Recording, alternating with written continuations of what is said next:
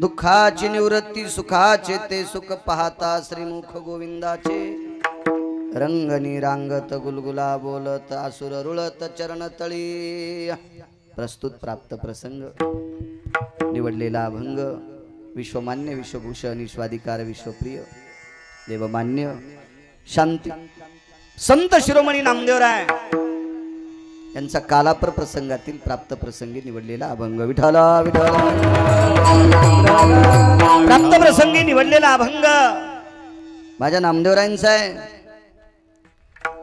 संत शिरोमणी नामदेवराय या अभंगाद्वारे नमूद करतात की ज्याला दुःख घालवायचं असेल त्याने विटेवरच्या मालकाचं मुख बघा। पाहता श्रीमुख गोविंदाचे त्या भगवंताचं मुख बघितलं की दुःख जातं। ही त्या रूपातली ताकद आहे। ते पाहण्यासाठी अडचण नाही, ते पाहण्यासाठी नियमाची चौकट नाही, आणि असेल तर ते नियम साधे आहेत, एकदम साधे परवडणारे नियम आहेत। पंढरपुरातल्या मालकाच्या भेटी करता जर जायचं असेल असे काही अडचणीतले नियम नाही, ते एकदम साधे सरळ नियम आहेत। आमच्या अंतकरणातला भाव शुद्ध असावा, कोणाविषयी विरसा नसावी, आपली पत्नी सोडून जगातल्या प्रत्येक स्त्रीला माई समान मानायचं, चंद्रभागेचं स्नान करायचं, एखाद्या वारकऱ्याचं कीर्तन ऐकायचं आणि विटेवरच्या मालकाचं प्रसन्नपणाने मुख पाहायचं, त्याचं दर्शन घ्यायचं, दुःख निवारण होतं। मात्र पथ्य इतकं आहे, हे पथ्य सांभाळलं की त्या मालकाचं मुख बघितलं की दुःख जातं। आहे कसा तर द्वापार युगातलं वर्णन केले। रंगनी रांगत गुलगुला बोलत आसुर रुळत चरण तळी। आता तो बघणं शक्य नाही आपल्याला, आता कसं पाहू शकतं त्याला? आता जर बघायचंच असेल तर तो विटेवर आहे, त्याला बघा। त्या काळातलं वर्णन आहे। अंगणात रांगायला लागलेला आहे, गोड बोलायला लागलाय, साधा आहे। नामा म्हणे हाती लोणियाचा उंडा गवळणी त्या तोंडा भोललिया। हातामध्ये लोण्याचा गोळा आहे, लोणी कोमलतेचं प्रतीक आहे आणि चित्त हे कोमल असावं असतं। लोण्यासारखं मऊ निष्पाप ज्याचं चित्त आहे असा व्यक्ती त्याच्याकडे गेला की त्याचं दुःख जातंय। त्याचं मुख इतकं सुंदर आहे की त्याचं मुख बघत असताना गोपी सुद्धा भुलून गेल्या। गवळणी त्या तोंडा भुललिया असा साधा सोपा सरळ अभंगाचा अर्थ। विठाला विठा रूपात ताकद असेल महाराज। आळंदीतले मालक ज्ञानांचे राजे आहेत, ज्ञानियांचे किंवा ज्ञानाचा सागर आहे। साधकांचे मायबाप हे समाधीधन अलंका पौर्णिमाची माहुली महावैष्णव ज्ञानोबारायांचं एक मत पाहिलं तर ज्ञानोबाराय स्वयं म्हणतात विश्वात सगळं काही पाहिलं पण सुख फक्त ते पाहिल्याच्या नंतरच प्राप्त झालं। रूप पाहता लोचनी सुख झाले हो साजनी। ते रूप बघितल्याच्या नंतर सुख प्राप्त झालं, इतकी त्या रूपात ताकद आहे। तिथं आळंदीतल्या मालकांचं वाक्य, ज्ञानियांच्या राजांचं वाक्य, हे बुद्धिमाते विश्वात फार काही पाहिलं पण सुख फक्त तिथंच मिळालं। सुख दोनच ठिकाणी सापडेल, एक देवाकडे सापडेल आणि एक संतांकडे सापडेल। बहुपायी संताच्या, कारण संत पण त्या अधिकाराचे तुम्हाला सापडणं गरजेचे आहे। संतांचे कपडे घातलेले, संतांची वेशभूषा केलेली ही माणसं संत नसतात। संत होण्यासाठी एक आगळं वेगळं कार्ड प्राप्त करावं लागतं आणि ते कार्ड ज्यानं प्राप्त केलं तो संत होऊ शकतो। विठाला आणि त्या संतांकडे गेलं की दुःख निवृत्ती आहे, विटेवरच्या मालकांकडे गेलं की दुःख निवृत्ती आहे, भगवान बोरेश्वराकडे गेलं की दुःख निवृत्ती आहे।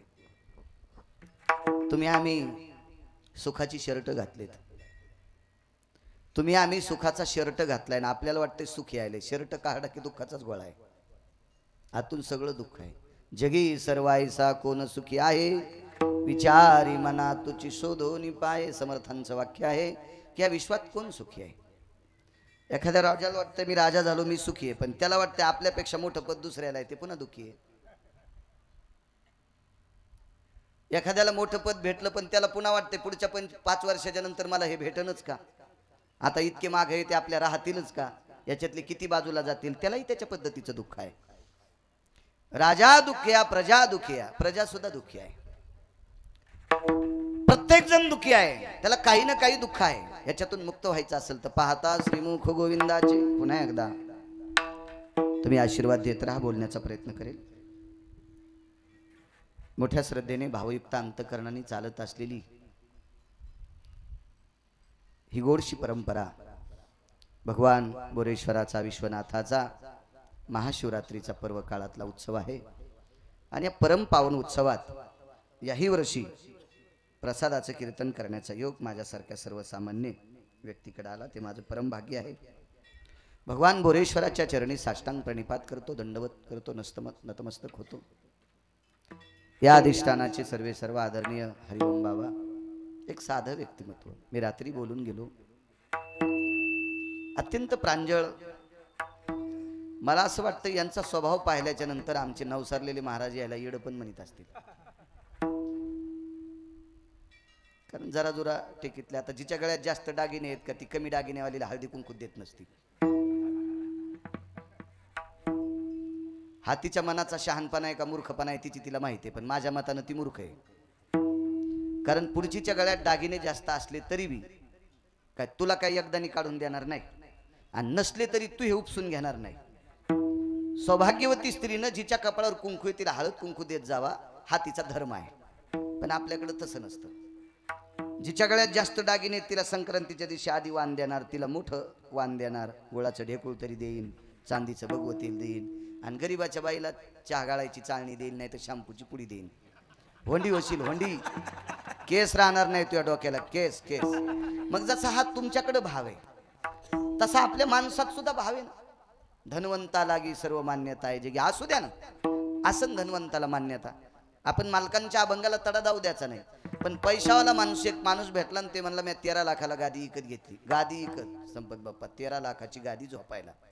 आता 13 लाख रुपयाची गादी म्हणल्यावर ती कशी असेल काय असेल, पण मला काय असं मोठाड पण वाटलं नाही. त्याला वाटलं असेल बाळू महाराज जरा असं म्हणतील, बापरे 13 लाखाची, मी कशाला म्हणू. मी रावणाला ओव्हरटेक केलेले लोक महाराष्ट्रात पाहिले, तुला चोंबळायला माझ्या गोळ्या थोड्यात संपल्यात. मी असे लय पाहिलेत ना, लय पाहिले, वावलेले पाहिले, वरी गेलेले पाहिले, थुत्र मातीत घातलेले पाहिले, खालून जळालेले पाहिले, वरून जळालेले पाहिले, वरून कपडे चांगले आतून टेंबा लागलेले पाहिले. त्याच्यामुळे मी काय असं मोजीत नाही ना, आणि मला काय अशी गरज बी नाही काही कुटाण्याची. 13 लाख रुपयाची गादी. म्हणलं वा वा, झोप मस्त येत असेल. बायको म्हणली काय नाही येत, पसाभर गोळ्या खाते तर मग झोपत येत. मग काय करायची 13 लाखाची गादी, अंगावर घेऊन घासलेट टाकून फुकून घे. काय करतो त्या 13 गादीची. अरे आम्ही कितीतरी चांगले आहेत, ज्या दिवशी कीर्तन नाही त्या दिवशी बटन दाबितो, पाणी देतो, थकलो तिथंच दांडाला पोत उशाला काळ्या मातीत झोपत, गर गर गर गर झोप लागती. आणि काय करायची तू ही 13 लाखाची गादी, गोळ्या खाल्ले शोधून झोप येत नाही, तू का सुखी आहेस का. काय नसते महाराज, सुख मानायचं असते. सुख मानायचं, मानायचं सुख. एकानं सांगितलं माझ्याकडे 500 कोटी रुपये आहेत, मग तू चांदीच्या भाकरी आणि सोन्याचं पिठलं खातो का. नाही, तुलाही गहू ज्वारीच्या बाजरीच्याच भाकरी खाच्यान सोमळ्या. मग आमच्यातून तू काय फरक आहे. उलटा आम्ही जास्त साखर पाड्याला चहाही घट घट पिऊ. आम्ही पोहे खाऊ, तुरीचं वरण खाऊ. हे तुला वरण म्हणलं की तुझ्या पोटात स्टो पेटतून, पोहे म्हणलं की तुझ्या पोटात बॉम्ब पेटतो, इतकी तुला ऍसिडिटी आहे. आणि साखरेचा चहा आणि गुळाचा चहा प्याला की तू येते इंडिकेटरच लागते, तू लगेच जालना पाहावं लागतं. चलो जालना हॉस्पिटल, तिथं आहेतच आमचे उशेच आहे मग तुझी साखर तपासायला.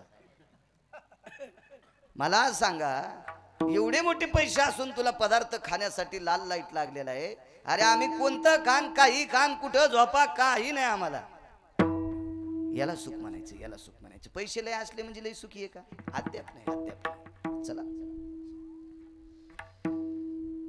प्रत्येक जण दुखी आहे. पैशानं सुख नाही, पदानं सुख नाही, एखाद्या मानानं सुख नाही, सन्मानानं सुख नाही, काही नाही. सुख असल ते फक्त संतांकडे देवाकडे. आपल्याकडे सुखाचा बाजारच नाही. आणि असला सुखाचा बाजार तर तो बाजार आहे. हो, ते तुमचा बाजार करील, तुमच्याकडे सुख कसं भेटेल. ते विकत घ्यायची वस्तू नाही. काय माणसं देखाव्याला मानते. काय ते महाराज आहेत बापा, त्याला 1 कोटीची गाडी आहे. आणि महाराज मोठ्या गाडीत आला म्हणजे विद्वान असतो का.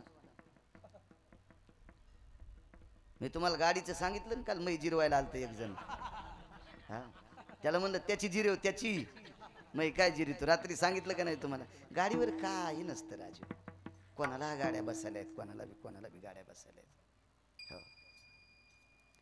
गाडीवर महाराज नाही, पैशावर महाराज नाही, महाराज आहे आचरणावर.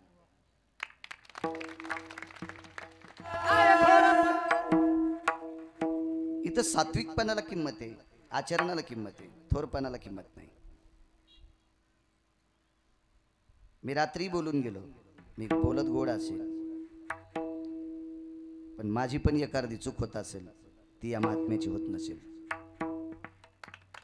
मी स्पष्ट वक्ताय, स्पष्ट वक्ताय, स्पष्ट वक्ताय. कारण सांगू का काय चूक होत असेल. मी एखाद्याचा मी कोणाच्याही पाया पडणार नाहीच आणि पडणारही नाही. रगिले मी ते म्हणला मी गाथा पाठ केला, मी तुया पडणारच नाही. तू गाथ्यासारखा वागतो का तर तुया पडणार. ते म्हणे मी ज्ञानेश्वरी पाठ केली, तू ज्ञानेश्वरीतल्या ओळीसारखं वागतो का तरच मी तुया पाया पडणार. पण हा महात्मा तो पण विचार करणार नाही. म्हणून मी या लोकांचं ऐकतोय. मला बरी वाटते ती अशी माणसं. फारशा VIP लोक आहेत, मला असं बुध मारल्यासारखं होतंय. या खाची निवृत्ती भारत त्या रूपात एवढी मोठी ताकद आहे. पाहता श्रीमुख गोविंदाचे. कितीतरी माझ्या ज्ञानोबा राहायचे, माझ्या तुकोबा राहायचे, माझ्या नामदेव राहायचे, माझ्या नाथबाबांचे, माझ्या सावताबाबांचे, माझ्या शेना महाराजांचे, माझ्या रविदासांचे, मीराबाई, जनाबाई, सखुबाईंचे, निवृत्तीनाथांचे, सोपानदेवांचे, मुक्ताई साहेबांचे कितीतरी पुरावे भगवंताच्या मुखाच्या बाबतीत तुम्हाला पाहायला भेटतील, ऐकायला भेटतील. काय रूपात ताकद आहे त्या. संक्रांतीचा सण आहे आणि त्या पवित्र सौभाग्यवती स्त्रीला संक्रांतीचा सण म्हणजे अनन्यसाधारण महत्व आहे. कारण जिच्या कपाळावर कुंकू आहे तिच्यासाठी संक्रांत ही देवापेक्षा श्रेष्ठ. कारण सौभाग्यवती आहे ना, तिचं कपाळ, तिचं वैभव. कारण कपाळावर जोपर्यंत कुंकू आहे का माझ्या माईनं तोपर्यंत 14 मान असते तिला, 14. आणि ज्या दिवशी कपाळावरचं कुंकू जातं नानाश्री त्या दिवशी एका सेकंदात 14 मान मातीत जाते. 14 मान. मुलाचं लग्न झालं, एकुलता एक मुलगा, वडील वारले. एकुलता एक मुलगा, वडील वारले. वडील वारल्याच्या नंतर मुलाचं लग्न झालं. जावा भावा कोणी नव्हत्या, एकटंच घर होतं. आणि नवरी घेऊन आल्याच्या नंतर एक छोटंसं लक्ष्मीपूजन असतं. सत्यनारायण वेगळा. आणि त्या लक्ष्मीपूजनाच्या कुठं कुठं 4-5 त्या 5-7 चपात्या करीत असतात. महाराज ती माय आहे. पण त्या माईनं शेजारणीला आमंत्रित केलं. ती खरं तर भावकीची पण नव्हती. आणि तिला सांगितलं बाई माझ्या मुलाचं लक्ष्मीपूजन आहे लग्नातलं आणि त्याच्या 5-7 चपात्या तुला टाकावं लागतात. मग बाई मी तुमच्या भावकीची नाही, तुमची आमचं तुमचं सोयरेचं नातं नाही, काय नाही, तुम्ही मला कसं आमंत्रित केलं. बाई तू फक्त हिंदूची आहेस आणि तुझ्या कपाळावर कुंकू आहे म्हणून ह्या 7 चपात्या तुला करता येतात. मी माय जरी असेल पण विधवा आहे. काय शिस्त, काय मर्यादा लावून दिली महाराज आपल्या संस्कृतीमध्ये. काय नाविन्य. माझ्या माईंनो कपाळाच्या मालकाला जप जा. भगवान बोरेश्वरापेक्षा जास्त जप जा. कारण तो कसाही असू द्या. एखाद्या वेळेस एखाद्या बाईला तिच्या इतका नवरा हुशार भेटला नसेल, नाही भेटू दे, पण तो आहे तोपर्यंत तुला 14 मान आहेत. नाना तो ज्या दिवशी जातो का त्याची 14ची 14 मान संपत्तीत. बाहेर काढ्याबरोबर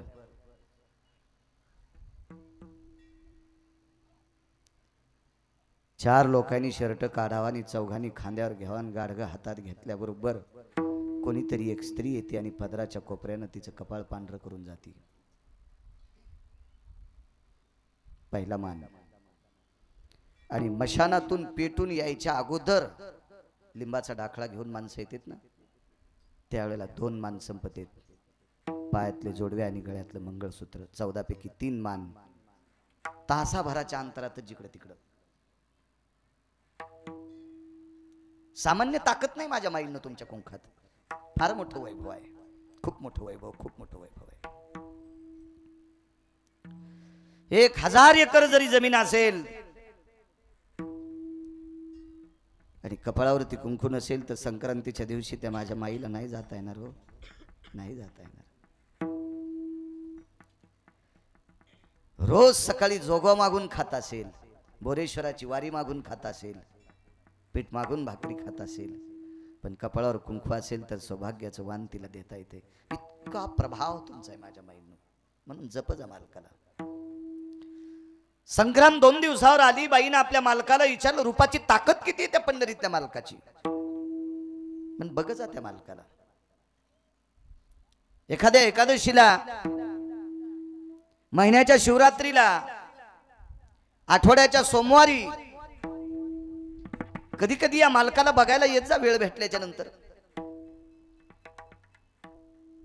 असल सोमवार तर घरून डब्बा बांधायचा, त्याचं दर्शन घ्यायचं, इथंच या झाडाखाली बसून सोमवार सोडायचा. वेळ असेल तर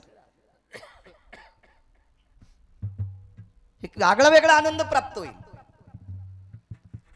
आपल्याला काम नाही, शेजारणीला काम नाही, दोघी एकमेक एकत्र बसल्या, तंबाखूला चुना लावला, याचे त्याचे कपडे धुत बसल्या, घरचा निरमा आणि दुसऱ्याचं धुणं धुत बसल्या. तुही सून अशीच, त्याची सून तशीच, त्याचं पोरगा असंच, त्याला इतक्यात तुरी झाल्या, त्याचा तितकाच कापूसन, त्याला इतकंच देणं. कशाला टेंबा घेऊन बसली?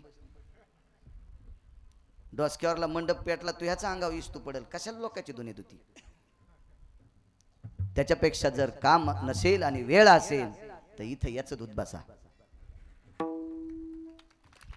या मंदिरातल्या मालकाचं धुणं धुत बसा. ते तुमचं जीवन उज्ज्वल करून टाकील, अख्खं जीवन तुमचं पवित्र करून टाकील. कशाला भरक्याच्या हाताला अंगाला हात लावता? जे सगळ्या अंगानं भरून माखून गेलेत नका यांच्या सानिध्यात राहू. बघा, बुद्धिजीवी माणसं वेळ देत नाहीत ना कोणाला. ते त्यांच्या कामात वेळ देणार आणि रिकाम्या वेळात ते बिलकुल नालायकाला वेळ देत नसतात. बुद्धिजीवी माणसं सांगतोय. तुमचं नाही, हा नाही, तुमचं वेगळं असते. तुम्हाला चांगल्यापेक्षा नालायकाला जास्त टाइम द्यावा लागतो. कारण चांगले म्हणतील नानाला गडबड होती म्हणून रामराम नसन घातला, पण भंगिऱ्या म्हणतो नाना आता आम्हाला रामरामच घालीन, दाखवतो पुढच्या पंचवार्षिकला. तुमचं राजकारणातल्याच वेगळं असतं. तुम्हाला सगळं भरक्यायचंच भेव तुम्हाला, कारण त्याची लाईनच जात नाही ना, ते कव्हा बोंबलते त्याचा मेळच नाही. पण बाकीच्या क्षेत्रात जर पाहतलं झालं तर बुद्धिजीवी माणसं वेळ देणार नाहीत. द्याला तर ती चांगल्याला देतील. मग आपल्याला चांगला कुठं भेटल? आपण तितके पुण्यवान आहेत का आपल्याला चांगला भेटायला? चांगला मंदिरात आहे, श्रद्धेनं त्याच्या पिंडीला प्रणाम करा आणि बसा त्याच्या सानिध्यात. 10-5 मिनिटं वेळ भेटला तर भलं करील तो. बाईनं मालकाला विचारलं, धनी, स्वामी, मालक, संक्रांतीचा पर्वकाळ किती वेळ आहे? सकाळचे 4:30 ते दुपारचे 2:30. इतक्या वेळात कधीही वांद्याचं पर्वकाळ असतो. पर्वकाळ सांगत असते तुम्हाला आमचे लोक. या वर्षीची संक्रांत घोड्यावर बसलेली बर का, पूर्वेकडून उत्तरेकडे चालली बर का. तिचं तोंड इकडं आहे बर का, तिनं अमक्या रंगाचं पातळ घातलेलं आहे बर का, औंदा धनस्थानी बर का, राशीस्थानी आहे बर का, असं चलत असतं. तो एक पर्वकाळ आहे. पर्वकाळ सकाळचे 4:30 तर दुपारच्या 2:30 वाजेपर्यंत संक्रांतीचा पर्वकाळ आहे असं मालकानं सांगितलं. भोगीचा दिवस उजाडला आणि भोगीच्या दिवशी आपल्याकडे बाजरीच्या तिळ लावलेल्या भाकरी, वांगे, गाजर, हिरवे हरभरे, हिरवा वटाणा, बोर, बिब्याची फुलं, ऊसाची चिवटी, पेरू आणि मसाल्याची भाजी असते. त्यातली त्यात जुन्या काळातल्या म्हातारीनं करावा, पाट्यावर वाटलेला मसाला. हे पुढे यायच्या मसाल्याचं काय असतं, काय काय मिक्सर वारल्या गुरगुर गुरगुर गुरगुर गुरगुर, जुनं जुनं जुनं काय ती भाजी भोगीची. पण या घरी कपाळाला लावायला तीळ नाही तर भाकरीला कुठून? एखाद्यानं सांगितलं बाजरी जर दाढाखाली धरली तर दुखती दाढ राहती, तर एक बाजरीचा दाना दाताखाली धरायला नाही. भाकरी कसली आली? तिळ कसले आलेत? महाराज, वांग चित्रात पाहिलं नाही नाना, चित्रात वांग कसली भोगी आली?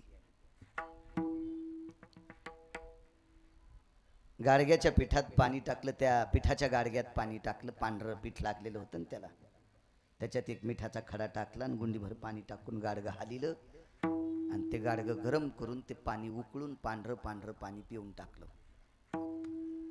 इतकी परिस्थिती नाजूक. दुसऱ्या दिवशी संक्रांत.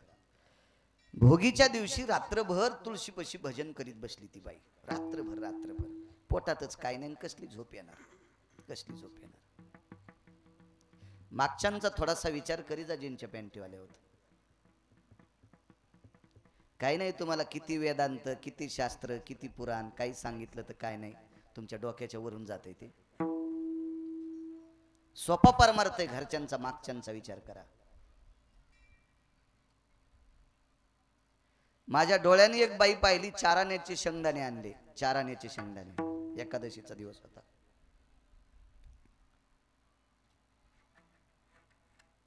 तूर कापायचं होतं काम.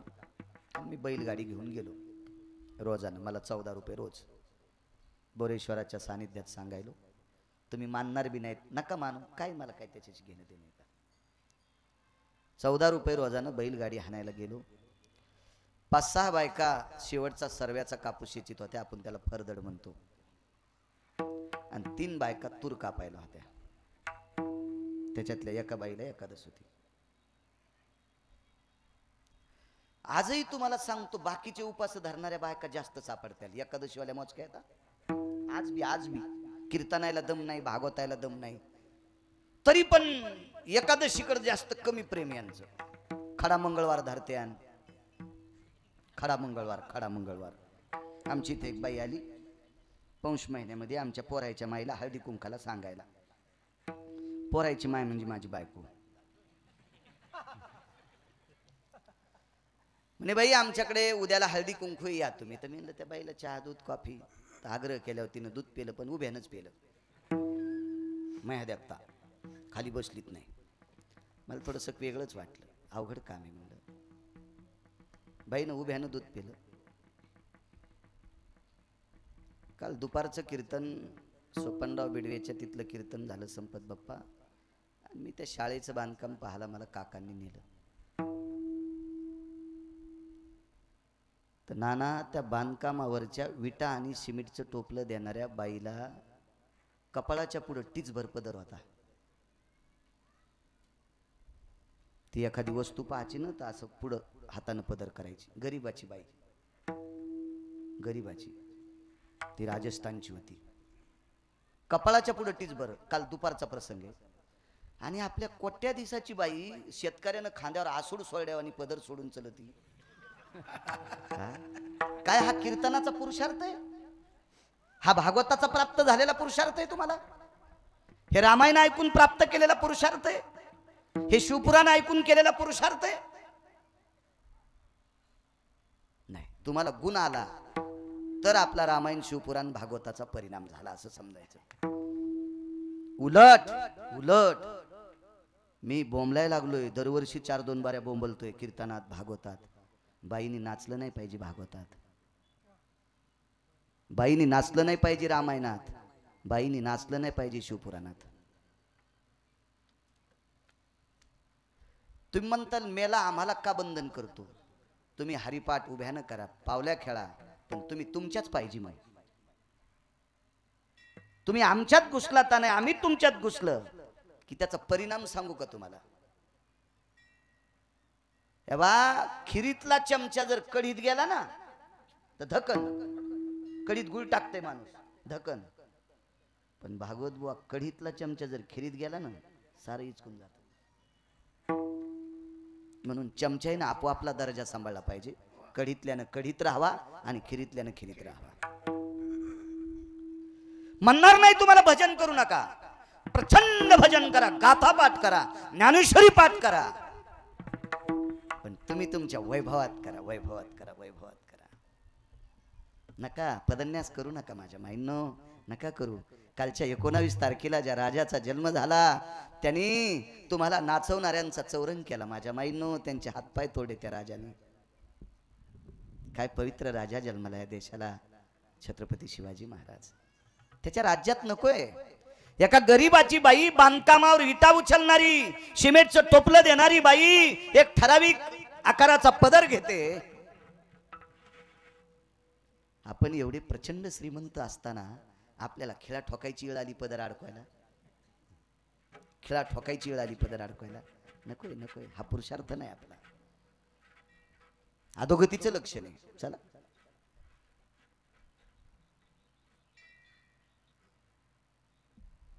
एक जण म्हणला ह्या अधोगतीचं लक्षण कसं, कारण सांगतो. महाराज, या भारत देशातल्या स्त्रीची चप्पल, मी येतो बरं का पुन्हा जाग्यावर, काही ताण घेऊ नका. तुम्हाला वाटलं असेल बाजूला गेलो, मी एसटी लांबून आणतो पण बस स्टँडला नेतो, असं काही समजू नका. कारण माझ्या गोळ्या थोड्या संपल्या, गोळ्या चालू आहेत कमरेच्या, याच्या चालूच नाहीत ना. याच्या ज्या दिवशी चालू होतील त्या दिवशी मी घरी बसल, मी कशाला कीर्तन करू.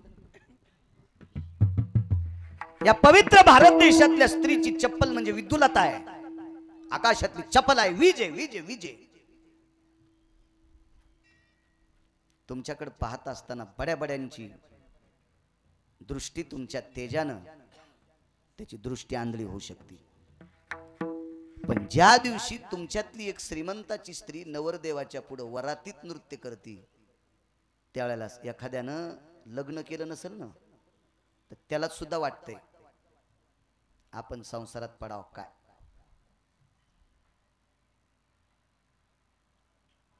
आणि सगळ्यात पैशावाल्यांनी भ्रष्ट करून टाकलं. शेवंती निघल्यावर बायका नाचत नव्हत्या हो. माझ्या लहानपणी फक्त ज्याला मिशी नाही नाना ते नाचत होते. नंतर इतका कहर झाला, ज्याच्या दाब नावानी मिश्या तो नवरदेवाच्या पुढे नाचायला. आणि ज्या नवरदेवाच्या पुढे नाचला 2-3 महिन्याला त्या नवरदेवानं नवरी सोडून दिली. किती अपमान आहे ह्या बाजाराचा, किती अपमान आहे. बरं जाऊ द्या. तारुण्यामध्ये आज मोठ्या मोठ्या शहरामध्ये फिरत असताना, कुठं कीर्तनाच्या निमित्तानं जात असताना प्रचंड श्रीमंताच्या बायका नवरदेवाच्या पुढे नाचतात नाना. काय वाटत असेल, पापी लोकांची दृष्टी त्यांच्याकडे बघत असताना काय वाटत असेल. पुन्हा एकदा सांगतो, तुमची चप्पल म्हणजे आकाशातली विद्युलता आहे, विजे विजे चप्पल आहे. पण ज्या वेळेला तुम्ही मर्यादा सोडता त्यावेळेला प्रत्येकाचा पाहण्याचा दृष्टिकोन तुमच्याकडे पापात्मक दृष्टीने असतो, हे किती पण लक्षात ठेवा. ऐका गिरगावच्या बाळाचं, मी तुम्हाला पारतंत्र्यात राहा म्हणत नाही, स्वातंत्र्यात जगा. फक्त आचरणाच्या बाबतीत तुमची चौकट खराब होऊ देऊ नका, तुमचं कवर खराब होऊ देऊ नका, इतकं मात्र सांगा.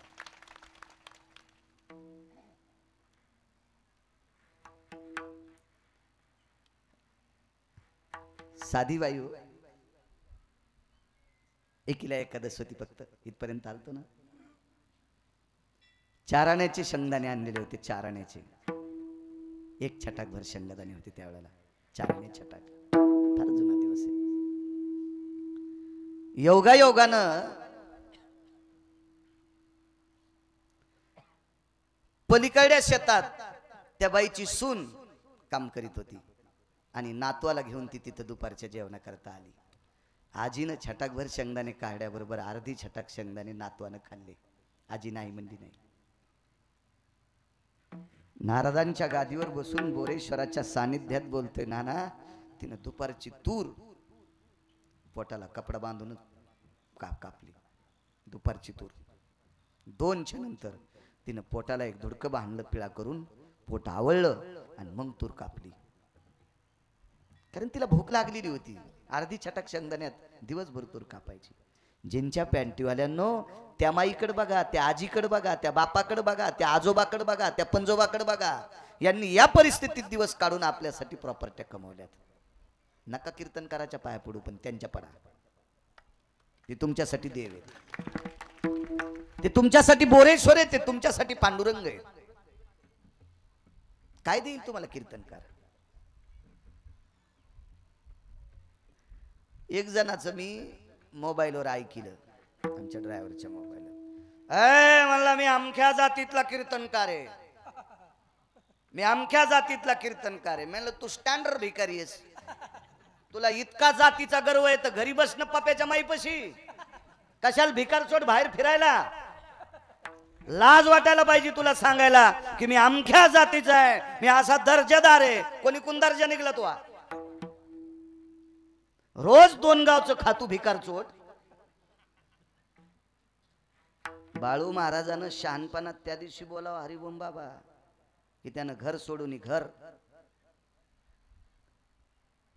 आज बोरेश्वर संस्थानचं खाला की संध्याकाळी दुसऱ्याच गावचं खाला की उद्या तर तिसऱ्याच गावचं, उद्या संध्याकाळी चौथ्याच गावचं, आणि त्यांना सांगावं अरे बेकार छोटेस तू इतकं कशाला गर्वानं बोंबलतो.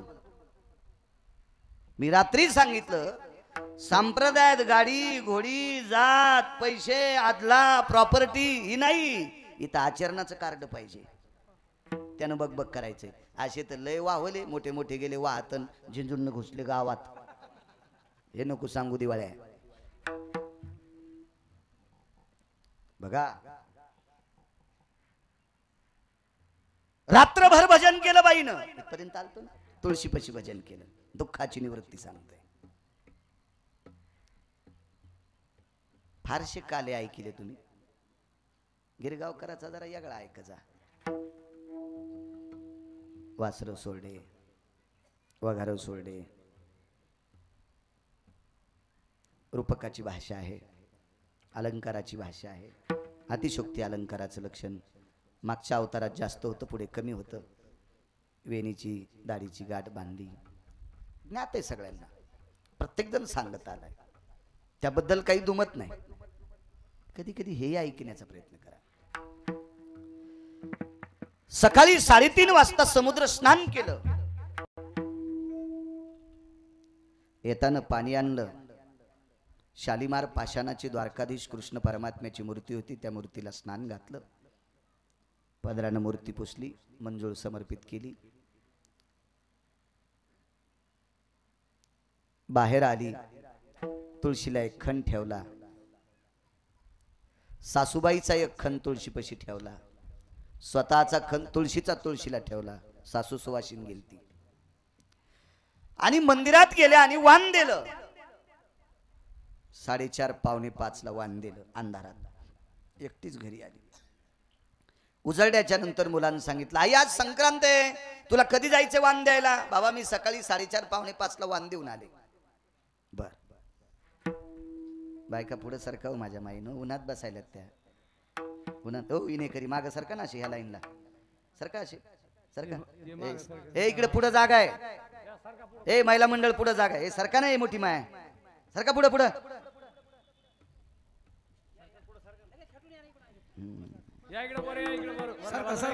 सरका सरका. मी का तुम्हाला जाताना नारळ थोडत मागणार आहे? सरका पुढे सरका. या या या. योग असा आला,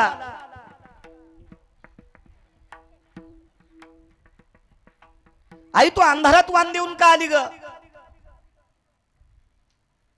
बाळा आले लवकर आटपलं, सकाळी लवकर जाग आली. मुलानं सांगितलं आई जाग नाही आली, तू रात्री झोपलीच नव्हतीस रात्री. बाळा भजन करीत बसले तुळशी वृंदावनापाशी. ठीक आहे म्हणे, काय योग असा आला. मुलांनी वारंवार विचारलं पण आईनं काही सांगितलं नाही. रूपात ताकद किती पंढरपुरातल्या मालकाच्या. मुलानं हाच प्रश्न आपल्या बाबांना केला. बाबा मी गेल्या 2-3 दिवसापासून आईला विचारतो तू अंधारात एकटी वाण द्यायला का गेली? किती मोठ्या बायका 4-4, 5-5, 10-10 जणींचा जमाव होऊन त्या जातात, समूहानं जातात, भारीच्या साड्या नेसतात, अलंकार वगैरे नसू द्या आपल्याकडे, भारीच्या साड्या नसू द्या आपल्याकडे, डागडागिने नसू द्या बाबा, पण आईनं एखाद्या तरी बाई सोबत जायचं एकटी का गेली असेल? कारण महाराज तो असा बाप होता, त्या बापाकडे उत्तर होतं, पण उत्तर सांगताना वाणीत ताकद नव्हती याच्याकरता सांगितलं नाही. वाणीत ताकद याच्याकरता नव्हती की परिस्थिती इतकी नाजूक होती की ही नाजूक परिस्थिती तोंडातून काढण्यासाठी हृदय डबडबला असतं, म्हणून तो बाप बोललाच नाही. त्यानं सांगितलं बाळा तुझा काय प्रश्न आहे तुझ्या आईला विचार. संक्रांत बायका वाण देत्यातनं, मग बाबाला विचारू नको, आईला विचार. एके दिवशी त्या मुलाचा हट्टन त्यानं विचारलं आई मला सांग ग सांग. त्या आईनं सांगितलं बाळा वाण द्यायला तुझ्या काकी सोबत गेले असते, शेजारनी पाजारनी सोबत गेले असते, त्याबद्दल काही विषय नाही, दुमत नाही. पण प्रश्न असा आहे की बाळा संक्रांतीच्या दिवशी चांगलं पातळ नव्हतं घालायला, साडी नव्हती नेसायला. आणि दोन्ही मांड्यावर साडी फाटलेली होती. 10-15 दिवसापासून गाठ मारते, गाठ मारल्याबरोबर पुन्हा त्या जागेवर फाटते. आणि शक्यतो माझ्या पायावर साडी फाटलेली आहे आणि फाटकी साडी नेसून मंदिरात जाणं काही पाप नाही, काय असं काही वावगं नाही. पण माझ्या मांडीवरची साडी फाटलेली जर काही बायकांनी बघितली तर संक्रांतीच्या दिवशी त्या बायका म्हणते आले हिच्या नवऱ्याला साडी घ्यायची सुद्धा लायकी नाही. अपमान माझा नाही बाळा, तिथं अपमान माझ्या बाबाचा नाही, माझ्या आईचा नाही, माझ्या सासऱ्याचा नाही, माझ्या सासूचा नाही बाळा. अपमान तुझा नाही, माझा नाही, अपमान तुझ्या बाबाचा आहे. तुका म्हणे नग्न भाज परी ते लाज स्वामीशी.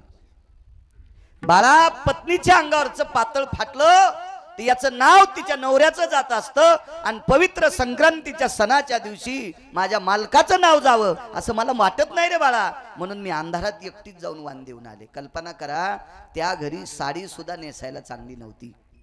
काळ तो सांगतोय, आत्ताचा नाही.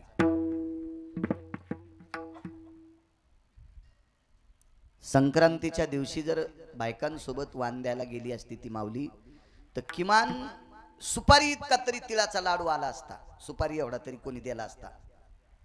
आणि तो लाडू जर घरी आणला असता तर पोरानं संक्रांतीच्या दिवशी गोड म्हणून तितका लाडू खाल्ला असता. गेल्या 5-6 संक्रांतीपासून एका तिळा इतकं सुद्धा गोड संक्रांतीच्या दिवशी खायला भेटलं नाही. इतकी परिस्थिती त्या घरची नाजूक.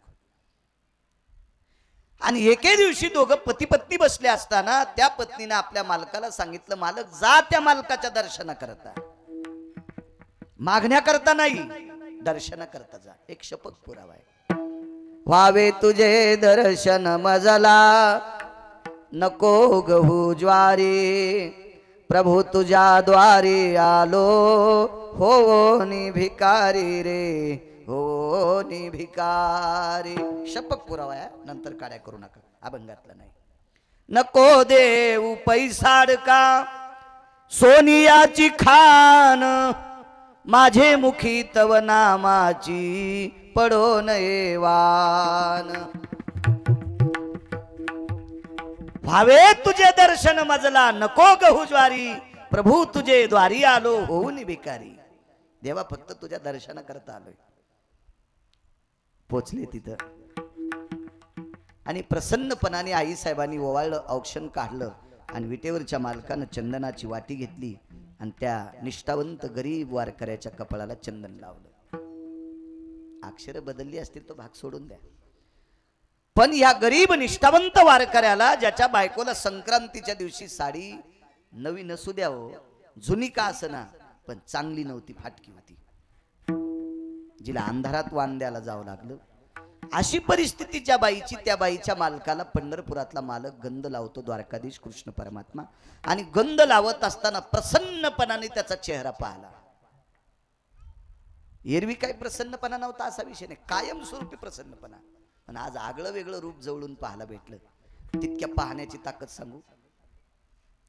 साडी बायकोला नव्हती हे सोडून द्या, 5-7 वर्ष गोड तिळा इतकं खायला भेटलं नाही हा भाग सोडून द्या. तितक्या पाहिल्यामुळं गावातल्या म्हशीला, गाईला आणि बैलाला बांधायला साखळ्या सोन्याच्या. झोपड्यात राहणाऱ्या लोकांना सोन्याचे घर. शुद्ध भाव देखोनिया गाव सुवर्णाचा दिला गा, सोनियाचा दिला गा. महाराज इतक्या प्रसन्नपणाने जगाचा बाप पाहला. भाव शुद्ध होता. पाहता पाहणे दुरी सारोनिया. आपण तर 50-50 वर्षापासून पांडुरंगाला पाहतो, कितीतरी वर्षापासून बोरेश्वराला पाहतो. आपलं दुःख का जात नाही? कारण आपण डोळ्यावरचा आलेला पडदा बाजूला सारीत नाही. तो पडदा आहे कामाचा, तो पडदा आहे क्रोधाचा, तो पडदा आहे द्वेषाचा, तो पडदा आहे मत्सराचा. हे काम, क्रोध, मद, मत्सर, लोभ, अहंकार या षडविकाराचा पडदा आपल्या डोळ्यावर आला. हा पडदा जोपर्यंत बाजूला जात नाही तोपर्यंत त्याचं मुख बघितल्यावर सुख प्राप्त होत नाही. आणि पाहता पाहणे दुरी सारोनिया. हे आतलं जे पडळ आहे बाजूला केलं आणि त्या गोड वृत्तीनं देव पाहिल्याबरोबर महाराज इतकं सुख झालं, इतकं सुख झालं. जगात रावणाला गाव सोन्याचं मसनवाटा मातुड्याचा, कुबेलाला गाव सोन्याचं मसनवाटा मातुड्याचा, इंद्राला गाव सोन्याचं माणसं मरत नाहीत आणि पृथ्वीवर जितके देश आहेत असा एकच व्यक्ती, त्या व्यक्तीचं नाव आहे सुदामदेव.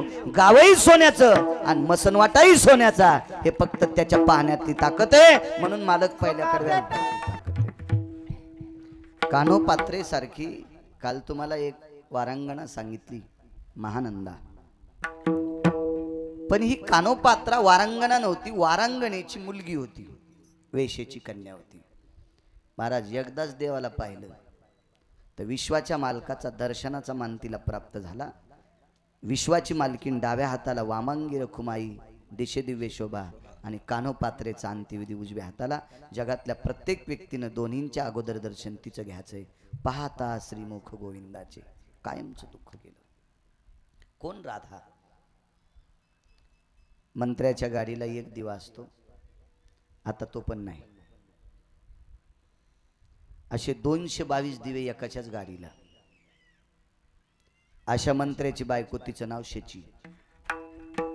आणि शेचीला एक वारकरी भेटण्यासाठी गेला. तो 6व्या क्रमांकाचा संन्यासी वारकरी आहे, त्याचं नाव आहे नारद.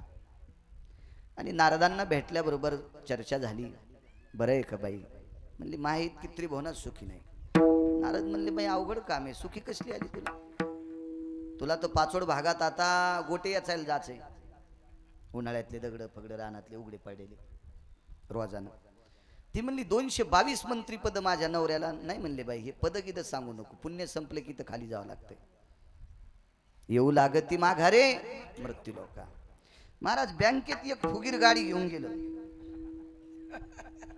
2 कोटीची गाडी घेऊन गेलं. त्याला वाटलं 2 कोटीची गाडी नेल्या मॅनेजर मला बोलन. मॅनेजरच्या गोळ्या संपल्यात का गाडीवाल्याला बोलायला? मॅनेजर फक्त त्याला बोलत आहे ज्याचे खात्यावर पैसे आहेत त्याला. तू विमान जरी घेऊन गेला तर तुला मॅनेजर कसा बोलून? तुझ्या खात्यावरच पैसे नाहीत ना. तसं अमरपुरीत पुण्य असलं तर राहता येते, पुण्य संपलं की खाली बोंगत यायचं. घाम आला बाई. बाई म्हणला नारदा सुख पाहिजे काय करा? जाय खाली. पाहता श्रीमुख गोविंदाचे. ही इंद्राची पत्नी शची अनया नावाच्या गवळ्याची पत्नी गोपी म्हणून खाली आली. पाण्याच्या निमित्तानं देवाला पाहत होती. मिस पानियाचे गोविंदाची चट. चट म्हणजे आवड आणि मिस म्हणजे निमित्त. पाण्याचं निमित्त होतं पण गोविंद पाहाची आवड होती. भरला उलंडोनी रिता करी घट. भरलेला रांजून रिकामा करायचा आणि पुन्हा पाणी आणायला जायचे, फक्त त्याला पाहायचं होतं. पाहिल्यानं इतकं पुण्य वाढलं. तो एके दिवशी आला. राधे तुझं इतकं पुण्य वाढे, तुला काय देऊ? काय दे तू? अरे 222 पद ज्याला आहेत अशा मंत्र्याची बायको, तू देऊन देऊन काय देणार आहेस? देता असेल तर एकच दी. ते बी पद कोण्या दिवशी जाईल सांगता येत नाही. तुला देत असेल तर एकच दी. मी गेल्याच्या नंतर माझं शरीर ज्या मातीत समर्पित होईल तिथलची माती कपाळाला गंध म्हणून लाव. गोपीचंदन ओटी तुळशीच्या माळा. म्हणून आज जगाचा बाप जिथं राधेनं देह समर्पित केला त्या ठिकाणची माती कपाळाला गोपीचंदन म्हणून लावतो. इतक्या पुढीकडचं सुख आहे का? नाही. भेटलं कशामुळं? पाहता श्रीमुख गोविंदाचे. त्या भगवंताचं मुख बघितलं की हे सुख प्राप्त होते. नृग नावाचा राजा गाई दान दिल्या. काय वाद झाला देव जाणे. पुराण सांगते तो वाद. श्रीमद भागवतात नृगचरित्र आहे. आणि राजाला शाप झाला आणि राजा सरड्याच्या योनीत गेला. या यवनीतून मुक्त होण्यासाठी पाहता श्रीमुख गोविंदाचे. भगवान गायीची वळती हाणण्यासाठी गेले. मनेरी नावाची गाय होती. त्या गायीची वळती हाणण्यासाठी ज्या वेळेला प्रभू गेले त्यावेळेला त्या खड्ड्यातनं त्या सरड्याने पाहिलं आणि त्याचा तेजपुंज दिव्य देह, त्याच्यातून दिव्य अशी ज्योत बाहेर पडली आणि त्याला मोक्ष प्रदान झाला. महाराज नरकाला मुक्ती मिळाली. पाहता श्रीमुख गोविंदाचे. 7व्या अवतारात एका बाईनं नालायकपणा केला. 8व्या अवतारात 32 जागेवर वाकली. तू का म्हणे कुब्जा दासी रूपरासी भिन कळा. भगवान श्रीकृष्ण परमात्मा गोकुळात 11 वर्ष 53 दिवस राहिले आणि परत जात असताना मथुरेत जात असताना पाहिलं. तिने गंध लावला. डोळे भरून पाहिल्याबरोबर कुरूपती स्वरूपवंत ठेली. महाराज 20 वर्षाच्या देवांगणीसारखी सुंदर झाली. औषध कोणतं घेतलं? पाहता श्रीमुख गोविंदाचे. महाराज काय देवाला मारण्यासाठी आली. देवाला मारण्यासाठी आली. महाराज देवाकडे ती पाहत होती पण देवानं तिच्याकडे बघून डोळे झाकले. कारण देवाला माहित होतं इतकी पापीकडे मी पाहिलं तर जागेवर जळून राख होईल. त्याच्यामुळे पाहिलंच नाही. आणि दुसरं एक कारण, तिच्या स्तनात विष होतं आणि विष हे कडू असते, कडू वस्तू पेताना डोळे झाकीत असते, म्हणून तिच्याकडे पाहिलं नाही. पण महाराज तिनं मात्र याच्याकडे पाहिलं. तुला मारतेच, तुला वाचूच देत नाही, कसा जगतो तर पाहते. पैजेचा विडा घेऊन आली आणि हलाल नावाचं विष भरून आली आणि तोंडाला देवाला लावलं, स्तन दिलं मुखात आणि पाहत होती कसा पेतून कसा मरतोय. महाराज पापात्मक दृष्टीने जरी पाहिलं तरी पण देव पाहिलाय. पापात्मक दृष्टीने जरी पाहिलंय तर देव पाहिलाय. आणि देव पाहिल्यामुळं ताकद काय झाली महाराज. महाराज इतके लेकरं मारणारी बाई अधोगतीला जाणार होती, पण मरता मरता देव पाहिला. हरिओम बाबा म्हणून साविज्यता नावाचा मोक्ष तिला देऊन टाकला. इतकी ताकद देवाच्या मुखात आहे. पाहता श्रीमुख गोविंदाचे. ते मुख बघितलं की दुःख जाते. महाराज चांगल्या चांगल्या लोकांना काही काही गोष्टी कळत नसावा. द्वारकाधीश श्रीकृष्ण परमात्मा बालवयामध्ये गुराखी झाले. चला वळू गाई बैसू जेऊ ये केठाई, बहु केली वनवन पाय पिटी झाला शीन. गाईचं फार महत्व आहे, बैलाचं फार महत्व आहे, म्हशीचं फारसं महत्व आहे. कारण रामराज्यात म्हशीचा पण उच्चार केला. धरणी धरी पीक गाई वळल्या म्हशी. इतकंय. गाईचं दूध पवित्र पण आहे आणि गोड पण आहे. म्हशीचं नुसतं गोड आहे, पवित्र नाही. शेळीचं दूध औषधी युक्त आहे, गोड बी नाही पवित्र बी नाही, पण औषधी युक्त आहे. शेळीला सुद्धा वाईट म्हणता येणार नाही. मग शेळ्या कोणी सांभाळायच्या, त्याच्यासाठी पुराणात प्रभेद आला. मेंढ्या पण कोणी बी वळायच्या नाही बरं. त्याच्यात एक बनगर नावाची व्यक्ती आहे समाजात. शेळी कोणी वळायची, मेंढी कोणी पाळायची, गुरुवर्य धर्म भास्कर वक्ते बाबा सांगायचे. 80 एकर जमीन तरी कोंबड्या पापा पापा तिती तिती पापा पापा तिती तिती आणि गाय एक पण नाही. वैकुंठवासी स्वर्गीय साहेबराव महाराज कोठाळकर सांगायचे, भेट नव्हती दादा कोणाला, भेट नव्हती. 80 एकर जमीन, गाय नाही, गाय दारात आणि कोंबड्या पापा पापा तिती तिती पापा पापा. या या या मसाल्याची भाजी केली तुम्हाला. या पाट्यावर मसाला वाटला आणि मसाला वाटायच्या आधी नेमकीच कोंबडीनं त्याच पाट्यावर कार्यक्रम केला. असं स्वर्गीय वैकुंठवासी कोठाळकर दादा म्हणायचे. गाय असं. तुम्हाला इथून पुढचं जर जगणं, आपल्या भविष्यातले आपले नातू पंतू जर सुखानं राहावेशी वाटत असतील तर किमान बरं बुरं चाललंय त्याच्या दारात एक गाय असावा. महाराज उठतो की शेतकऱ्यावर सुटतो माणूस. आमचे महाराज शेतकऱ्यावर सुटायलेत, पुढारी शेतकऱ्यावर सुटायलेत, व्यापारी शेतकऱ्यावर सुटायलेत, डॉक्टर शेतकऱ्यावर सुटायलेत, शिक्षणातले शेतकऱ्यावर सुटायलेत. शेतकऱ्यानं गायी पाळा. आणि तू 1 कोटीच्या बंगल्यात राहिला सुंबळ्या, तुझ्या दारात जर एक गाय असली तर तू बंगला तुझ्या बोकांडी पडन का? मी बी कोठाळकर दादाच्या जवळचाच आहे ना, लांबचा नाही ना. मला काय भीती वाटत नाही. बंगला काय याच्या बोकांडीवर पडन का? का बंगल्या सगळं फुकून द्यायचंय तुला? पाळणं एखादी काय? अरे शेतकऱ्याच्या सोयाबीनच्या भावाचं मात्र झालं, काही मेळ नाही त्याला. हो आता तर 15-20 दिवस शिशी चालूच नाही. आणि कशी गाय सांभाळायची त्यानं? पर त्यानंच गुत घेतलं का? तो मोती तयार करायला, ऊस तयार करायला, गहू ज्वारी पिकवायला, बस झालं नाही इतकं. तू गाय सांभाळणं बंगल्या पुढे एखादी. ज्या माणसाला 70-80 हजार रुपये पगार आहे तो कुत्री सांभाळायला. कुत्री, जर्मन शेपूट. जर्मन शेपूट आहे का नाही बाप्पा? हो. पुन्हा काय काय नाव येतो त्या कुत्र्याचे? लॅब्राडॉनन, काय कोण डॉनन, कोणता कोणता टॉनन. हो. कुत्री सांभाळायला तू कुत्री. आमची कुत्री दही आणि भात खाती. वा वा वा वा. तुझी मा ताकाला मिडकली रे. ताक नाही भेटलं तुझ्या माईला ताक आणि कुत्रीला दहीन भात चारायला. पाळणं एखादी गाय. पाळणं एखादी गाय पाळणं, इतकी नालायक लोक झाली. उद्या जर आपल्या नातवा पंतवांचं भविष्य तुम्हाला चांगलं वाटत असेल, व्हावं वाटत असेल, या देशातला ओझोन स्तर थांबवायची ताकद फक्त गायीच्या पाठीत आहे, बैलाच्या पाठीत आहे. होरपाळून माणसं बंगल्यात मरतील, हे शिकवरक काम करीन.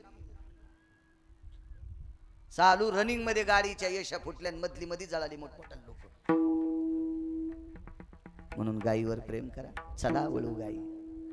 विटेवरच्या मालकांनी द्वापार युगात गायी सांभाळल्या. राष्ट्रसंत तुकडोजी महाराजांनी गोपाला गोपाला भजन बऱ्यापैकी गोडस गायलं. गायीचं पालन असावा. काय होतंय आमदाराच्या दारात एक गाय असली तर?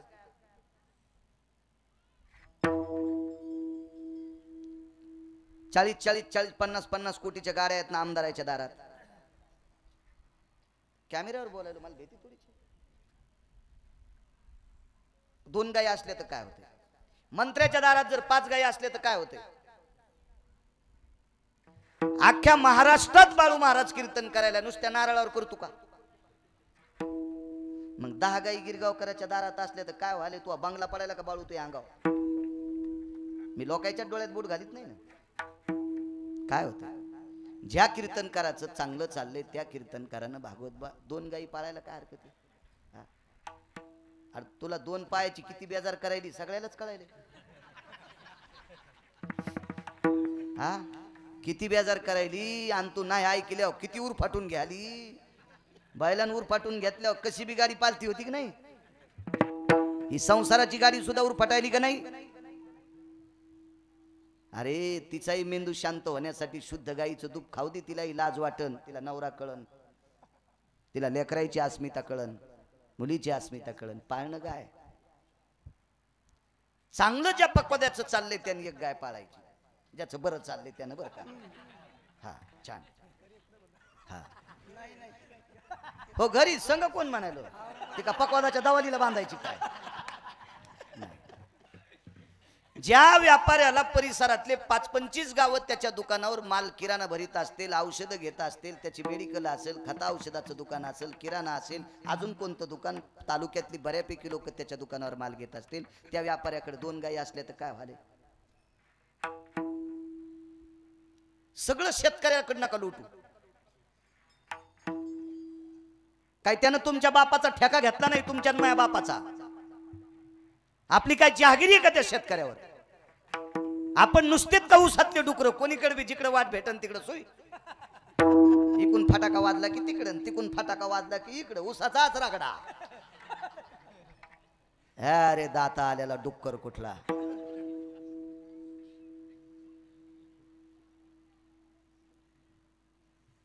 मस्त खुर्चीवर बसून काजूची परात, बदामाची परात, अंजीरची परात, पिस्त्याची परात, शेंगदाणे नाहीत खात.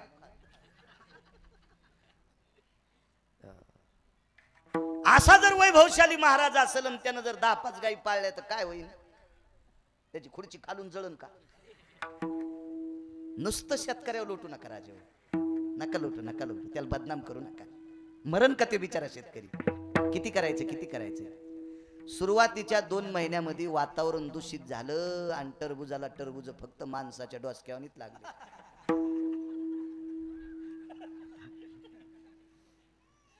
2.5 आणि 3 रुपयानं त्याला कुत्र विचारीनं. आणि त्याला म्हणतात गाय सांभाळा. लाजा वाटायला पाहिजे भडव्याला. विठाला विठाला विठाला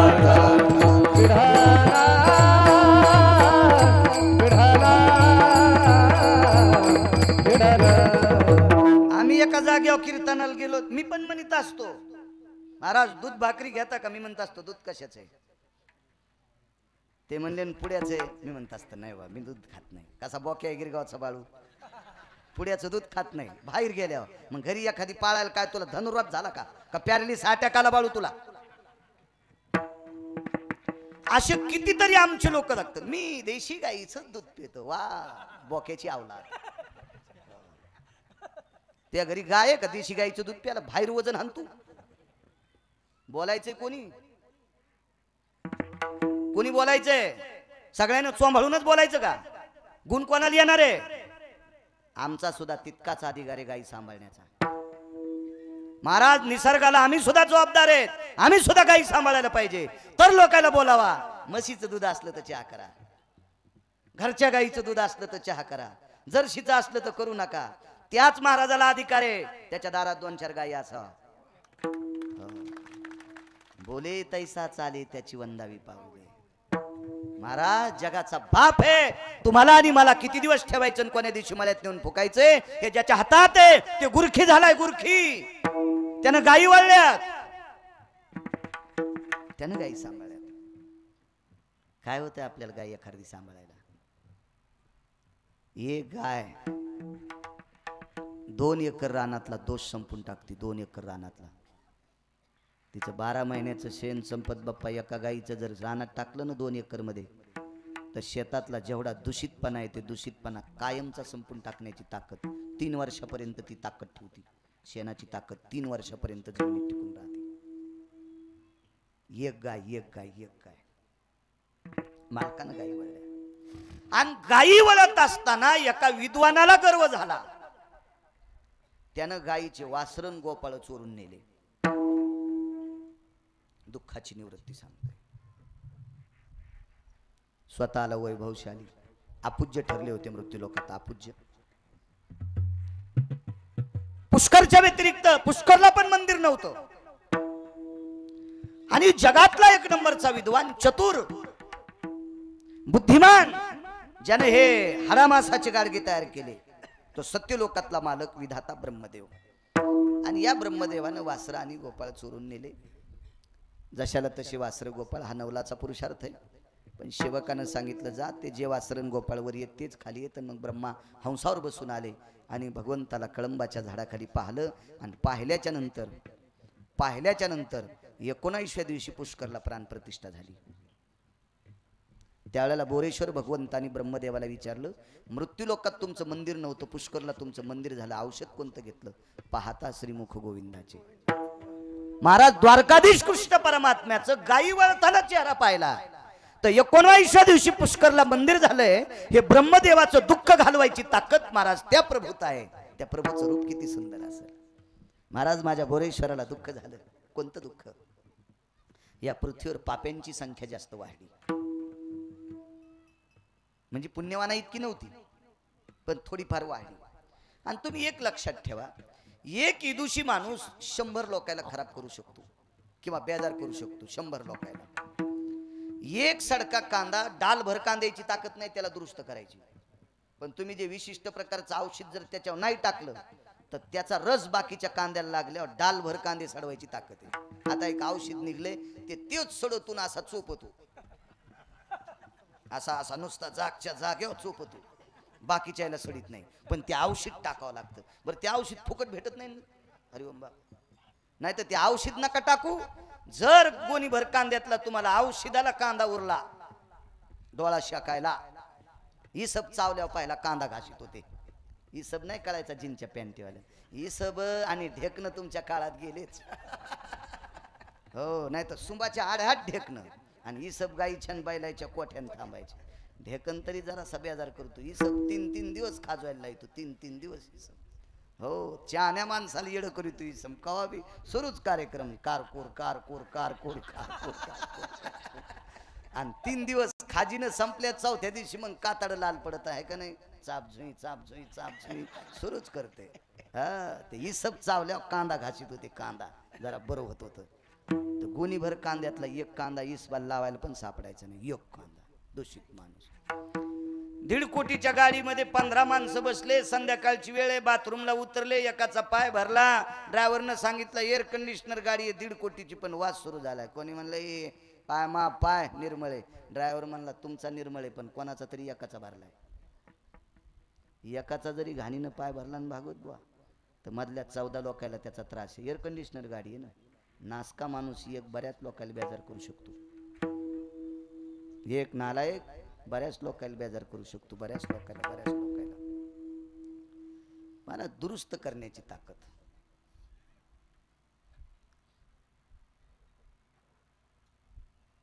बघण्यासाठी ब्रह्मदेव आले. भगवान शिवजीचा विषय चालला. काही काही नालायकांची संख्या वाढली. कंस किती होते? एकच. आखी मथुरा बेजार नाही केली, मथुरेचा परिसर सुद्धा बेजार केला. कालयवन किती होते? एकच, परिसर बेजार केला. जरासंध किती होते? एकच, परिसर बेजार केला. शकुनी किती होते? एकच एकच एकच. हो, गांधार देशातून आला बलुचिस्तान, तिथून बोंबलं तिथपर्यंत आला आणि भारत देशाला खराब केलं. या भारत देशातल्या राजाचे 100 पोरं पत्ते खेळायला लावले. एकटा शकुन्या, एकटा एकटा. जयद्रथ किती होते? एकटाच एकटाच एकटाच. द्रौपदीची साडी सोड्याला दुःशासन किती होते? एकटाच. मग एक एक किती चांगल्या लोकांना बेजार करू शकते. मग अशा काही ठराविक लोकांची, नालायकांची संख्या वाढली आणि माझे बोरेश्वर दुःखी झाले, दुःखी झाले, दुःखी झाले. बोरेश्वराचा हा चेहरा पाहिल्याच्या नंतर एका व्यक्तीने विचारलं, तुम्ही तांडव नृत्य का करत नाहीत? करा वाटेल म्हणे. खाली मृत्यू लोकाकडे बघितलं की ठळक ठळक ठळक ठळक टग्याचे तुत्र दिसायलेत आणि हे गोरगरिबाला, सर्वसामान्याला, सात्विकांना, सदाचार्यांना, पुण्यवानांना, पावनना, ऋषीमुनींना बेटे नालायक त्रास द्यायलेत, म्हणून मला तांडव करा वाटेल. त्या व्यक्तीनं सांगितलं, देवादी देव भगवान शिवशंकरा, तुम्ही गोकुळात जा. आणि त्यांचं ऐकून भगवान शिवशंकर एका चुनाट योग्याचं रूप घेतलं, जोग्याचं. चुनाट चुनाट चुनाट जोग्याचं रूप घेतलं आणि द्वादशीच्या दिवशी गोकुळात आले. द्वादशीच्या दिवशी गोकुळात आले आणि द्वादशीच्या दिवशी गोकुळात आल्याच्या नंतर आलक ठोकली, शंख वाजिला.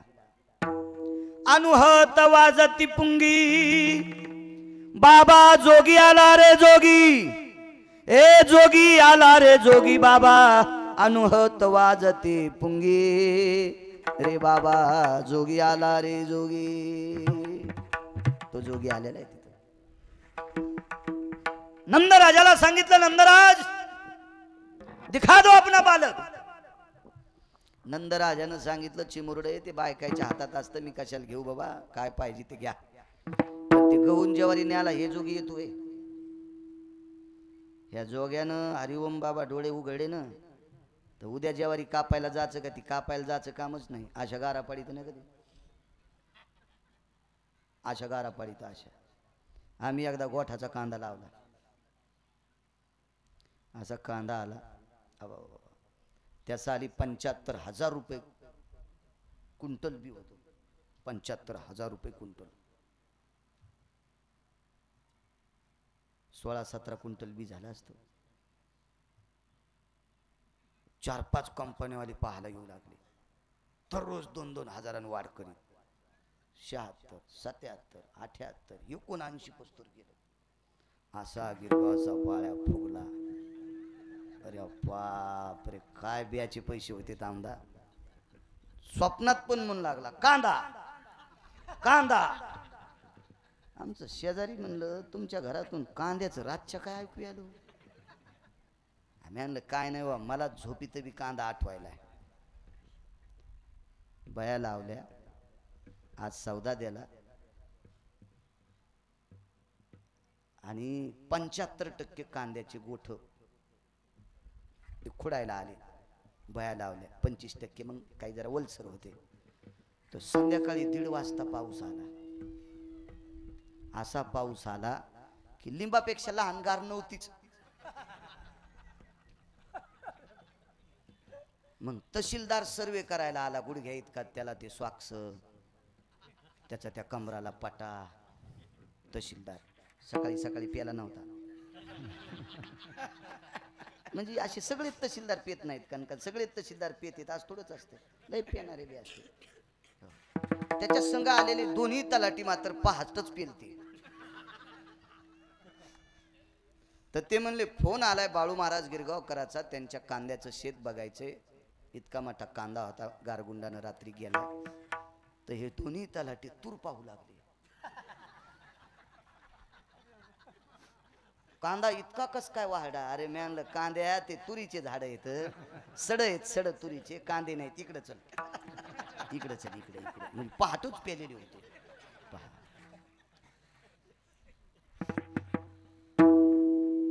आयुष्य ज्यानं जीवनभर गळ्यात माळ घातली, 10-5 एकर जमिनीत तो रक्ताचा घाम करून टाकतो. या भारत देशातल्या जनतेला जगण्यासाठी गहू ज्वारीचे मोती तयार करतो. त्या वारकरी शेतकऱ्याला सकाळी 6ला पेनाऱ्याच्या पाया पडावं लागते. दिन 7-12. शोकांतिक आहे, शोकांतिक आहे. ढवळ्या कपड्यावाल्यानं जरासं जपलं पाहिजे, शेतकऱ्याला जपलं पाहिजे. महाराज, या देशाचा शेतकरी जर जगला तर या देशातला शाकाहार जगल. हरिओम बाबा. वारकरी होण्यासाठी तुळशीची माळ गळ्यात लागती आणि तुळशीची माळ सांभाळण्यासाठी गव्हा ज्वारीच्या भाकरी लागतात. आणि गव्हा ज्वारीची भाकरी तयार करायचा कारखाना पुढाऱ्याकडे नाही, मंत्र्याकडे नाही, महाराजाकडे नाही, डॉक्टराकडे नाही, वकिलाकडे नाही, प्राध्यापकाकडे नाही, व्यापाऱ्याकडे नाही, शेतकरी राजाकडे. म्हणून या देशातली प्रकाशबुवा माळ जर टिकवायची असेल तुळशीची तर ती फक्त शेतकऱ्यात ताकद आहे. आणि माळ म्हणजे शाकाहार, आणि शाकाहार म्हणजे वारकरी संप्रदायाचा आहार आहे, सनातन संस्कृतीचा आहार आहे. तो आहार जिवंत ठेवायची ताकद फक्त शेतकऱ्यात. पुढाऱ्यानं सुद्धा त्यांना जपलं पाहिजे, शेतकऱ्याला आम्ही सुद्धा जपलं पाहिजे. तर आम्हाला साहेब आवडतो पाय पडून 500 रुपये देणारा, आम्हाला शेतकरी कुठं आवडतो. पण बुवा तुमचा पक्वाद ऐकायला, बुवा तुमचं गायन ऐकायला, गिरगावच्या बाळूचं कीर्तन ऐकायला सगळे साहेबच नसते, शेतकरी पण असते. आणि गोरगरिबाची संख्या जास्त आहे म्हणून गिरगावच्या बाळूला किंमत आहे. सगळी मोठाल्याची संख्या मोजकी असते, मोजकी असते, मोजकी असते, बारीक संख्या आहे. महाराज, या सर्वसामान्य जनतेमुळे आपल्या 3 लोकांना किंमत आहे. आपल्यालाच नाही, या पुढाऱ्याला सुद्धा या गरीबाईमुळेच किंमत आहे. हे मधला वर्ग आहे ना, कोण्या दिवशी झटका देईन त्याला सांगता येत नाही. हे इमानदारीनं काम करतो हा बारका वर्गच, आणि बारक्या वर्गामुळे पुढारी सुद्धा खुर्चीत बसते. म्हणून त्यानं शेतकऱ्याकडे बघितलं पाहिजे. समोर जरी पुढारी नसतील तर याच्यावर ऐकतील ना, ऐकतील ना, याच्यावर ऐकतील ना. कारण या विश्वातला सर्वात मोठा पावन प्राणी कोण असेल तर शेतकरी राजा आहे.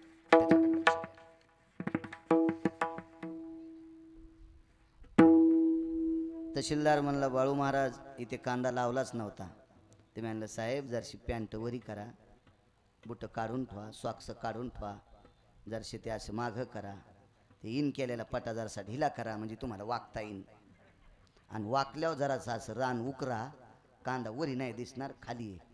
कारण वरचा गारगुंडाईनं त्याचं सगळी पाणीच करून टाकलं.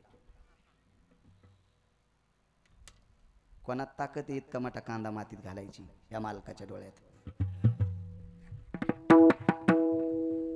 आणि हा मालक गहू ज्वारी मागायला कशा देईल? वंब्या येऊ द्याच्यात का न येऊ द्याच्यात, त्याच्या हातात ते पाणी ठुन न ठुन. काय टरबूज लावले मागच्या आठवड्यात, इरी आशा झाल्या. मागच्या 15 दिवसा म्हणले महाराज पाणी हालच न, 2-2 मोटरायला हालच न, पाणी हालच न. आणि आता सौर ऊर्जा लावलं तरी टरबुजाच्या बुडाला थेंब जाईच ना, बुडात काहीच नाही, काहीच नाही. टरबूज कापल्यावर ढवळ सिबीत कापसावानी तरी 2 रुपये किलो पडली. कारण ते वायर टाकल्याचे तर पैसे भेटावं, ते प्लॅस्टिक आथरल्याचे. ही ताकद त्याच्यात आहे, त्याच्यात ताकद आहे महाराज. गरीब प्राणी शेतकरी, ज्याचं उघड्यावर दुकान आहे तो माझा शेतकरी राजा आहे.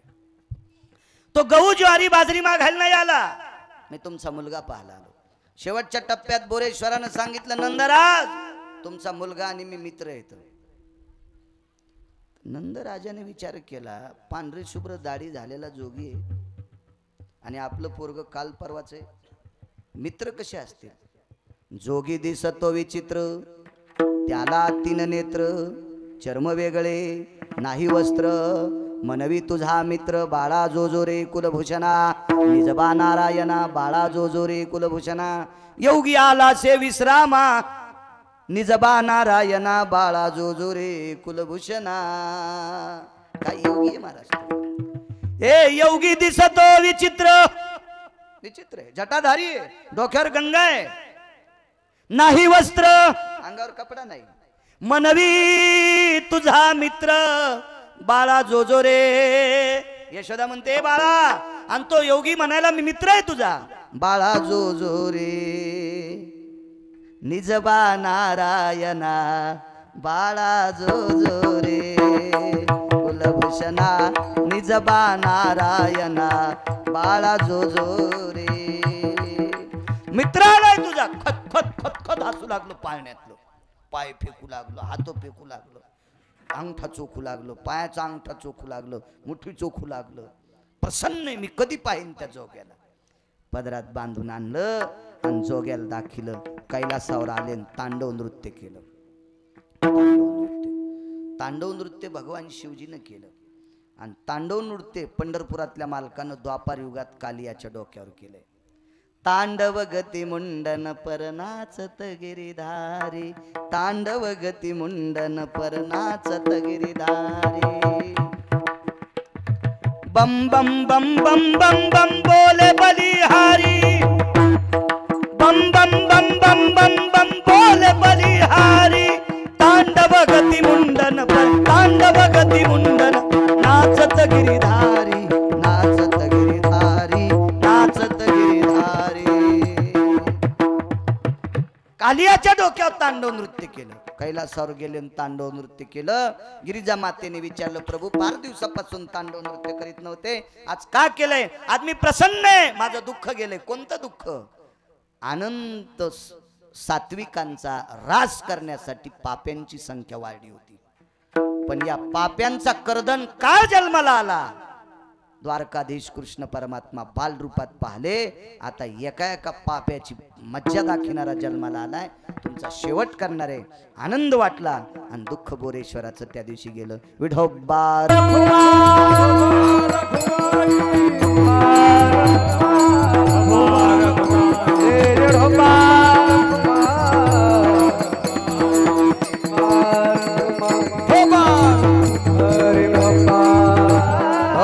पाहता श्रीमुख गोविंदाचे. जगदानंद कंद जगतपती द्वारकाधीश श्रीकृष्ण परमात्मा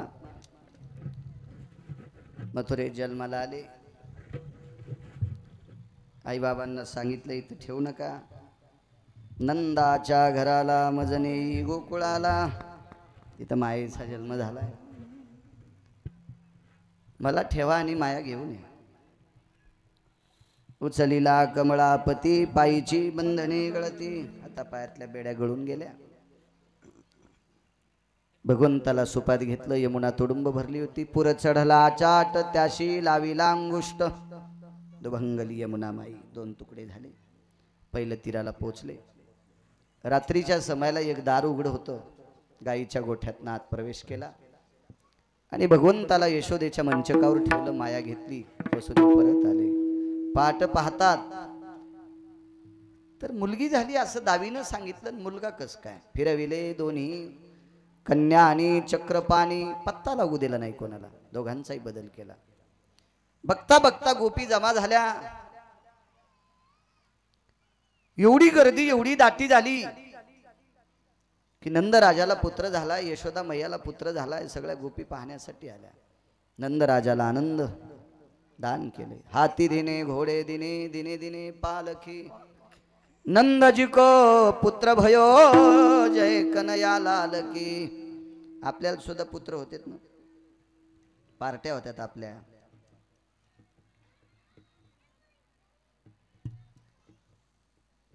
आपल्याला पोरग झाल्यावर जर चांगल्या चांगल्या पार्ट्यामध्ये विशिष्ट रंगाचं पाणी जर आनंदानं पोराच्या जन्माच्या दिवशी बापाने त्याचे मित्र पित असतील तर ते पोरग मोठं झाल्यावर कोणतं कोणतं पाणी पिईल हे बापाला ध्यान असलं पाहिजे.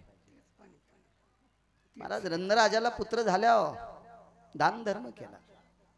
असा पार्ट्याचा दान धर्म नाही. वाढदिवसाच्या दिवशी आपण चुकीचे व्यवहार करतो.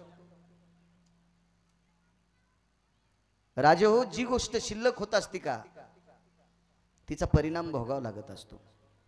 पावसाशिवाय माणूस जगणार नाही, पण जास्त झालं तर जमिनी पण चिबडत्यात बरं का. होतंय ना असं? चिबडलेल्या जमिनीत काय येणार आहे? मग चिबडूस तर अतिपणा करू नका.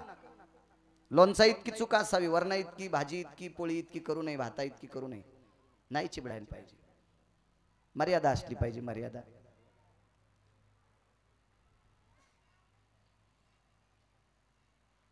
दान धर्म केला आनंद आहे, गोकुळीच्या सुखांत पार नाही लेखा, एवढा मोठा प्रचंड आनंद. बघता बघता भगवान रांगू लागले. रांग तरंगणी चोरी तलोणी किंवा तळवे तळहात टेकित डाव्या गुडघ्याने रांगत. आणि रांगता रांगता कधी कधी एक अर्धा पाऊल टाकू लागला. मलपत मलपत चालत हो, मलपत मलपत चालत. एक अर्धा पाऊल धरून टाकायचं. आईनं म्हणावं मलपत मलपत चालत. तो जगाचा बाप आहे, तो चालू लागलेला आहे. चालता चालता घरात खोड्या सुरू केल्या. रई माठात आदळली, घुसळणाचा माठ फोडून टाकला. आई तिकडे गेल्याच्या नंतर सगळं लोणी दारातल्या वानरांना फेकून दिलं. अशा नाना प्रकारची कामं. आई तिकडं असली की चुलीवर दुधाचं फार मोठं हे टेकलेलं आहे, खालून पुन्हा जाळ लावला, सारं दूध उतू गेलं, लाकडं पुढं सरकिलं. वाटतील ती कामं. आई साहेबांना कधी खांबाला बांधलं, कधी उखळाला बांधलं. हे जे जे काम केलं ते काम कोणाच्या तरी उद्धारासाठी. उखळाला बांधले की दिवशी ते कळ उडीत नेलं. आणि श्रीमंताचे पोरं मस्ताडे होते, अति श्रीमंताचे पोरं होते. इतके मस्ताडे, अंगावर कपडे नसताना पाण्यामध्ये स्नान करू लागले. ज्याच्याकडून पैसे उसने घेतलेत त्याचे पोरं होते. देवानं पैसे उसने घेतलेत, त्याचं नाव कुबेर.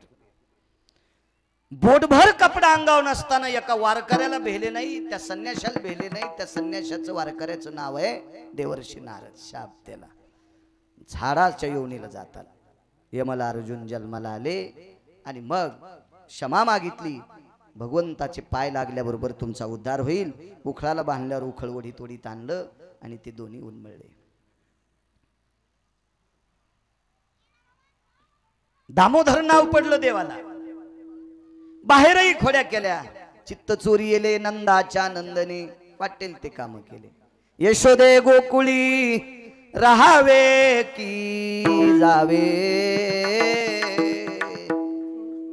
सांग यशोदे, आम्ही राहावं का जावं गोकुळाच्या बाहेर.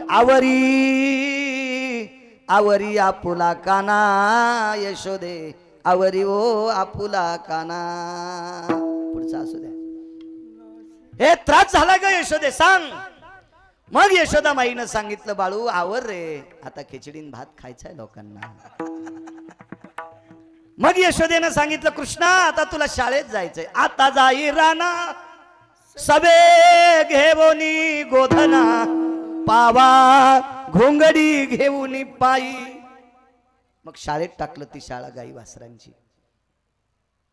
थकली गोपाळ, खांदे भार पोटी भूक, काय खेळायाचे सुख. गाई वळल्या, गाई जगल्या, झाडाखाली बसलेल्या आहेत, वासर बसले.